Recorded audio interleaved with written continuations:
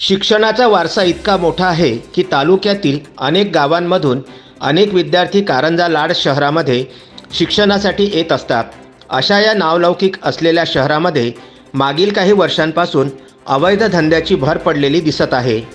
त्यामध्ये प्रामुख्याने वरळी मटका, जुगार हा मोठ्या प्रमाणात चालणारा अवैध व्यवसाय असून गांजा विक्री, गोवंश तस्करी आणि गोवंशाची कत्तल असे सर्व अवैध धंदे राजरोसपणे शहरामध्ये नियमितपणे चालू आहेत। या सर्व अवैध व्यावसायिकांच्या पाठीमागे पोलिसांचे पाठबळ असल्याशिवाय हे अवैध व्यवसाय तग धरू शकत नाहीत, अशी चर्चा शहरातील नागरिकांमध्ये सुरू आहे।